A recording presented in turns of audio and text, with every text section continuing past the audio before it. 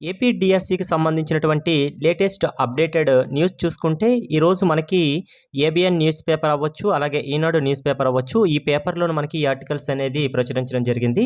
అయితే అనంతపురంకి సంబంధించినటువంటి ఈనాడు news paper Anantapuram డిస్ట్రిక్ట్‌కి సంబంధించిందైతే మనకి 4వ విడత సర్టిఫికేట్‌ల పరిశీలన అని మనకి ఈ యొక్క హెడ్‌లైన్స్ అనేది ఇవ్వడం జరిగింది. అయితే గురువారంతో ఈ సర్టిఫికేట్‌ల వెరిఫికేషన్ కంప్లీట్ అయిందండి. 4వ విడత అంటే ఫోర్త్ స్టేట్‌కి సంబంధించినటువంటి డాక్యుమెంట్ వెరిఫికేషన్ ప్రాసెస్ కంప్లీట్ చేసిందండి. అయితే ఎక్కువ కాల్ లెటర్స్ ఆళ్ళు సెండ్ చేయలేదండి. కేవలం ఇద్దరికి మాత్రమే ఆపర్చునిటీస్ వచ్చింది 4 విడతకు సంబంధించినయి. అయితే ఆ ఇద్దరిలో ఒకరైతే డైరెక్ట్‌గా వాళ్ళ వెరిఫికేషన్ ప్రాసెస్ అనేది వాళ్ళ డాక్యుమెంట్ వెరిఫికేషన్ ప్రాసెస్ అనేది జరిగింది. అయితే ఇంకొక వ్యక్తికి చూసుకుంటే తను అవైలబుల్‌గా లేడండి. ఆ ఇన్ఫర్మేషన్ అనేది ఆ డాక్యుమెంట్ వెరిఫికేషన్ సభ్యులకైతే ఇంటిమేట్ చేయడం జరిగింది. వాళ్ళు తనకి ఛాన్స్ ఇచ్చారండి. ఆ అభ్యర్థి లేకపోయినా కూడాను వా కుటుంబానికి సంబంధించిన ఆ అభ్యర్థికి సంబంధించిన కుటుంబ సభ్యులనేది తన యొక్క డాక్యుమెంట్ వెరిఫికేషన్ చేయించుకున్నారండి. ఆ డాక్యుమెంట్ వెరిఫికేషన్‌కి అటెండ్ అయ్యి వెరిఫికేషన్ కంప్లీట్ చేసుకున్నారు. అయితే ఈ అనంతపురంకి సంబంధించినటువంటి ఈడబ్ల్యూఎస్ పర్సన్స్ ఎంతమందంటే మాక్సిమం మనకి 136 మెంబర్స్ అయితే ఉండడం జరిగింది. ఓన్లీ చెప్తున్న అనంతపురంకి సంబంధించింది మాత్రమే. అయితే ఇందులో 6 వ్యక్తులైతే రిజెక్టెడ్ అయ్యారండి. అనర్హులుగా గుర్తించారు. అయితే ఆ 6 గుర్తించారు కదా! ఆ 6 ప్లేస్‌లో నెక్స్ట్ మెరిట్‌లో ఉన్న అభ్యర్థులకైతే మాక్సిమం అయితే కాల్ లెటర్స్ అనేది సెండ్ చేయాలి. అయితే దీనికి సంబంధించిన అఫీషియల్ మ్యాటర్ అయితే ప్రస్తుతానికైతే ఏమీ లేదండి. మేబీ మీరు చెక్ చేసేసుకోవచ్చు. మేబీ మీకు ఛాన్సెస్ వచ్చే అవకాశాలు కూడా ఉంటాయి. అయితే వాళ్ళకి కాల్ లెటర్స్ రిలీజ్ చేస్తారా? చెయ్యరా? అనేది మాత్రం అఫీషియల్‌గా ఇంకేమీ లేదు. అలాగే మీ యొక్క లాగిన్ ఐడీ అనేది మీరు చెక్ చేసుకోండి. వస్తే by luck your good luck అనుకోవచ్చు. అయితే ప్రస్తుతానికైతే దీనికి అఫీషియల్‌గా ఎటువంటి మ్యాటర్ కూడా ప్రెజెంట్ లేదండి. ఎంతమంది అయితే ఎలిమినేట్ అయ్యారో అదే చెప్పారు ఓన్లీ. అయితే కొలువుకు వేలాయే అనే ఈ యొక్క ఆర్టికల్స్ అనేది మనకి ఏబిఎన్ న్యూస్ పేపర్‌లోనే మనకి ఏలూరుకు సంబంధించినటువంటి అప్డేట్ అనేది. దేనికి ఏలూరుకి సంబంధించినటువంటి అప్డేట్ అండి. కొలువుకు వేలాయే డిఎస్సి ప్రక్రియ దాదాపుగా పూర్తి అయిపోయినట్టుగానండి. మాక్సిమం అయితే ఇప్పుడు కాల్ లెటర్స్‌ని చెప్తున్నాను కదా! ఈ యొక్క కాల్ లెటర్స్ అనేది ఓన్లీ సింగిల్ డిజిట్ నంబర్స్ మాత్రమే రిలీజ్ అవుతున్నాయండి. వేలల్లో అయితే కాదండి, ముందులే చెప్తున్నాను. ఓన్లీ సింగిల్ డిజిట్ మాక్సిమం 3, 4 ఆ రకంగా డిస్ట్రిక్ట్‌కి ఎక్కడైతే పెండింగ్ పోస్టులు ఉన్నాయో వాళ్ళకి మాత్రమే రిలీజ్ చేస్తున్నారు. అయితే అందులో మీ యొక్క నేమ్ ఉంటే మీ కాల్ లెటర్స్ అనేది మీ యొక్క లాగిన్ ఐడీలో కనిపిస్తుంది. కాబట్టి చెక్ చేస్తూ ఉండండి. మాక్సిమం 2 డేస్ అయితే చెక్ చేసుకోండి. ఎవరికైనా అదృష్టం అయితే ఉంటే వాళ్ళకి కనిపిస్తది. అయితే మనకి ఆల్రెడీ 2 డేస్ నుంచి అయితే ప్రతి ఒక్కరికి తెలిసిన విషయమేనండి. మనకి ఫస్ట్ 12 తేదీ అన్నారు. తర్వాత 15 తేదీకైతే ఈ యొక్క ఫైనల్ సెలక్షన్ లిస్ట్ అనేది మనకి రిలీజ్ చేయడం జరుగుతుందని చెప్పారు. ఎప్పుడు 15 తేదీ అంటే సోమవారం రిలీజ్ అయిపోతుంది. అలాగే 19/9 ఈరోజు మనకి పత్రాల యొక్క జారీ జరుగుతుంది. ఎక్కడ జరుగుతుంది? విజయవాడలో ఉన్నటువంటి సచివాలయం దగ్గరలో మనకి ఈ యొక్క సభ అనేది ఏర్పాటు చేయడం జరుగుతుంది. అయితే ఈ సభకి కూడా అటెండ్ అవ్వడానికి గవర్నమెంట్ ఫెసిలిటీస్ చేస్తుంది. ఎవరు కూడా ఓన్‌గా అమౌంట్ అయితే ఖర్చు పెట్టుకొని వెళ్ళాల్సిన అవసరం కూడా లేదు. ఓకే. కంపల్సరీగా అయితే 19 తేదీనైతే సెలెక్టెడ్ క్యాండిడేట్ అందరూ కూడాను అటెండ్ అవ్వాలి. ఓకే. నెక్స్ట్ వైకల్య శాతం పైన నిశిత పరీక్షలు జరుగుతున్నాయి. అంటే చాలా మాక్సిమం అండి ఈ యొక్క హ్యాండిక్యాప్డ్‌కి సంబంధించినటువంటి ఏలూరుకి సంబంధించిన ఇన్ఫర్మేషన్ మాత్రమే చెప్తున్నాను. మిగతా డిస్ట్రిక్ట్‌లో కూడాను ఈ రకంగా జరుగుతుందా? జరగట్లేదని నాకు కామెంట్ బాక్స్‌లో కామెంట్ చేయండి. ఎందుకంటే ప్రతి జిల్లాలకు కూడాను ఎక్కడ ఏం జరుగుతుందంటే ఆ జిల్లా పర్సన్స్ అనేవాళ్ళు మనకి ఇంటిమేట్ చేస్తేనే మనకు తెలుస్తుంది. ఓకే.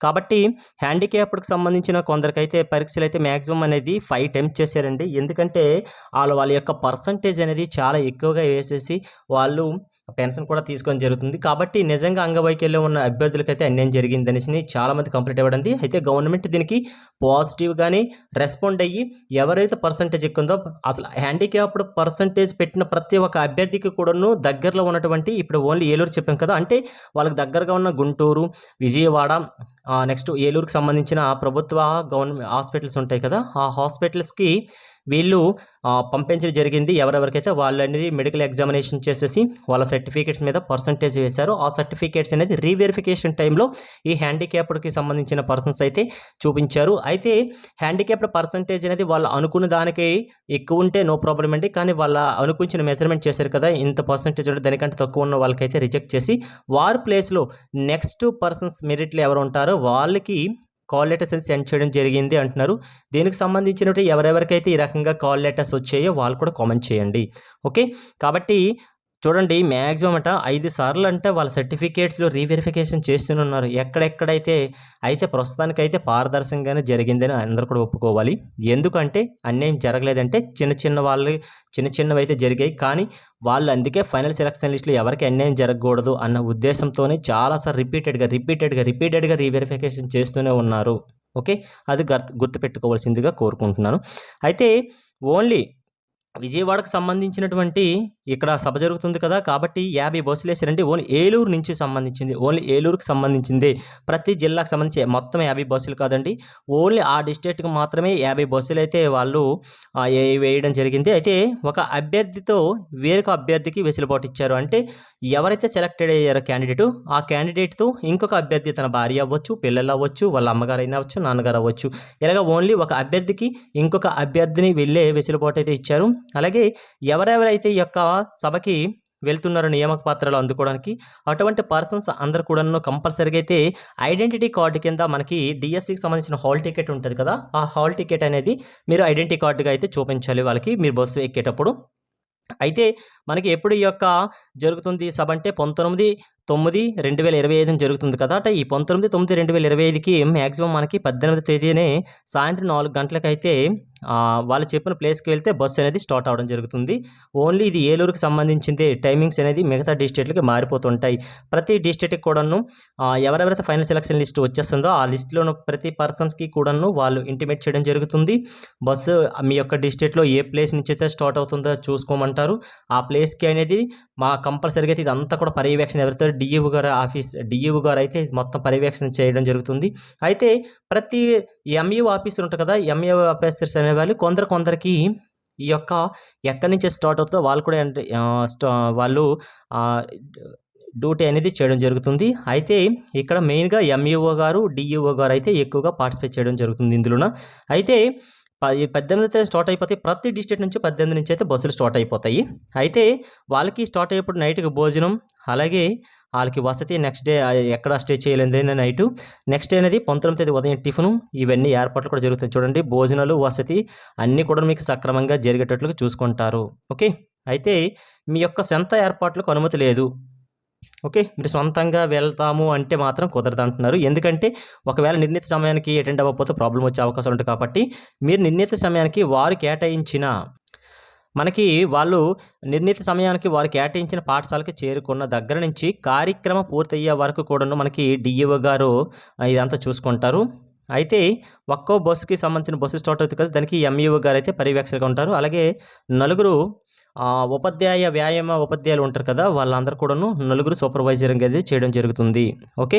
అయితే మనకి ఇక్కడ స్టార్టింగ్ వెళ్ళిన తర్వాత మనకి అక్కడ స్టే చేస్తారు కదా, అయితే అక్కడ ఆ సరౌండింగ్స్లో ఆ సభకి దగ్గరలోనే మనకి కొన్ని గవర్నమెంట్ స్కూల్స్ అనేవి ఉంటాయి కదా, ఆ గవర్నమెంట్ స్కూల్స్లో మనకి స్టే చేసేసి అక్కడ మనకి ఫెసిలిటీస్, భోజనం అవ్వచ్చు, మనకి షెల్టర్ అవ్వచ్చు, అవన్నీ కూడాను వాళ్ళే చూసుకుంటారు. కాబట్టి ఎవరు కూడా సొంత ఏర్పాట్లు చేసుకోవద్దనేసి చెప్తున్నాడు.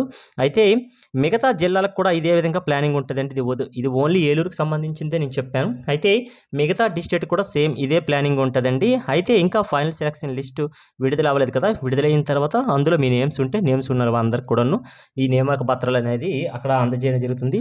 ముందులే చెప్తున్నానండి, జస్ట్ మీరు సెలెక్టెడ్ అయినట్టుగా అయితే ఏ పోస్ట్కి మీరు సెలెక్టెడ్ అయ్యారంటే మీరు ఈ ఫస్ట్ ప్రిఫరెన్స్ దేనికి ఇచ్చారో దానికి సెలెక్ట్ అయినట్టుగా మాత్రమే మీకు ఆ పత్రం ఇస్తారు. అంతే తప్ప మీకు మేనేజ్మెంట్ నేమ్స్ ఉండవు. మీరు ఏ స్కూల్కి సెలెక్ట్ అయ్యారనేది ఉండదు. అది గుర్తుపెట్టేసుకోవాలి. చాలామంది కూడా కామెంట్ కూడా ఇదే చేస్తున్నారు, ఎలాగ నియామక పత్రాలు ఇచ్చేస్తారు అనేసి. ఒకటండి, జస్ట్ మీరు ఏ యొక్క ప్రిఫరెన్స్ ఇచ్చారో దాన్ని మాత్రమే బేస్ చేసుకొని ఇస్తారు తప్ప మీకు మేనేజ్మెంట్ కోటా ఇవ్వరు. ఓకే. ఎప్పుడవుతుందంటే మనకి దసరా లీవ్స్లో మనకి ట్రైనింగ్ అనేసి నెక్స్ట్ వెబ్ కౌన్సిలింగ్ ప్రాసెస్ ఉన్నాయి కదా, అప్పుడు మాత్రమే ఈ 2 ప్రాసెస్ అనేది జరుగుతుంది. అది కూడా గుర్తుపెట్టేసుకోండి. అందరికీ తెలిసిందని ఈడబ్ల్యూఎస్ ఇష్యూస్ అనేది బాగా ఎక్కువగా మనకి అనంతపురంలోన, ఏలూరులోన, మనకి చిత్తూరులోన ఎక్కువ ఈడబ్ల్యూఎస్ అనేది మిగతా డిస్ట్రిక్ట్లో జరగట్లేదంటే మిగతా డిస్ట్రిక్ట్లో అయితే అంత పెద్దగా స్ప్రెడ్ అవ్వట్లేదండి. అది ఏంటి జరుగుతుందో తెలియదు, కానీ ఇక్కడ మాత్రం చాలా ఈడబ్ల్యూఎస్ ప్రాబ్లమ్స్ వచ్చిందండి. మ్యాక్సిమం ఎవరంటే అమ్మాయికి మ్యారేజ్ అయిపోయిన తర్వాత తన యొక్క భర్త యొక్క ఇన్కమ్కి సంబంధించిన ఈడబ్ల్యూఎస్ చూపించకుండా పెళ్ళైనా కూడాను పెళ్లి కాన ముందర మన తండ్రి గారి పేరు మీద ఉంటది కదా! తండ్రి గారి యొక్క ఈడబ్ల్యూఎస్ చూపించి చాలామందైతే ఈ యొక్క డీఎస్సీలో సెలెక్ట్ అయ్యారని, వాళ్ళు డాక్యుమెంట్ వెరిఫికేషన్‌లు అవే చేశారని చెప్పడం జరిగింది. అయితే నెక్స్ట్ మిగతా అభ్యర్థులకు అన్యాయం జరిగింది కదా! అభ్యర్థులు ఊరుకుంటారా? వాళ్ళు కంప్లెయింట్ ఇవ్వడం జరిగింది కలెక్టర్స్‌కి ఆఫీస్‌కి. అయితే కలెక్టర్ గారనేది స్పందించి అది జిల్లా విద్యాశాఖలకి ఇన్ఫర్మేషన్ మొత్తం స్పెండ్ చేయడం జరిగింది. ఆ యొక్క స్ప్రెడ్ చేసిన వెంటనే ఏం చేశారంటే వాళ్ళకి రీవెరిఫికేషన్‌కి పిలిపించారు. మీరు ప్రాపర్‌గా మీ భర్త యొక్క ఈడబ్ల్యూఎస్ సర్టిఫికేట్ చూపించండి అని చెప్పారు. అయితే చాలామంది అయితే చూపించారు. కొందరైతే చూపించలేదు. చూపించిన వాళ్ళందరినీ కూడాను రిజెక్ట్ చేసి నెక్స్ట్ మెరిట్‌లో ఉన్న అభ్యర్థులకైతే కాల్ లెటర్ సెండ్ చేయాలి. అయితే ప్రస్తుతానికైతే అఫీషియల్‌గా అయితే వాళ్ళకి సెండ్ చేశారా లేదని ఇన్ఫర్మేషన్ తెలీదు. దయచేసి ఎవరైనా కూడా ఈ వీడియో మొత్తం చూసినట్లయితే ఎవరికైనా ఈరోజు ఈడబ్ల్యూఎస్‌కి సంబంధించిన కాల్ లెటర్స్ ఎవరికైనా వస్తే నాకు కామెంట్ చేయండి దయచేసి. నేను దాని ప్రకారంగా అయితే అసలు రిలీజ్ అయ్యాయి లేదనేది తెలుస్తుంది. ఎందుకంటే అఫీషియల్‌గా అయితే మనకి మ్యాటర్ ఎక్కడ కూడాను జస్ట్ మనకి అఫీషియల్ మీరు సైట్‌లో చూసుకోండి. ఒకే ఒకటి ఉంది. జస్ట్ మీకు మెరిట్ లిస్ట్ మాత్రమే ఇన్ని రోజులు తిరుగుతుంది తప్ప ఇంతవరకు జరిగింది ఏది కూడా మనకు ప్రెస్ నోటు కృష్ణారెడ్డి గారు ఏది రిలీజ్ చేయలేదు కాబట్టి దయచేసి ఎవరికైనా ఉంటే ఫ్రాంక్‌గా చెప్తున్నాను. ఎవరు కూడా ఫేక్‌గా ఏదో కామెంట్ చేయను కదని ఫేక్‌ది ఏదో కామెంట్ చేసేయకండి దయచేసి. ఎందుకంటే ఇది అభ్యర్థుల జీవితాలు కాబట్టి చిన్న ఆశ ఒకవేళ మీకు వచ్చిందని తెలిసిందనుకోండి మేము దానికి సంబంధించిన ఒక వీడియో పెడతాం. వీడియో పెట్టేటప్పుడు కొందరికైతే రిలీజ్ అయ్యాయి అనేసి వాళ్ళకి కాన్ఫిడెంట్ వస్తదేమో అని. అంతే చిన్న ఆశ అండి.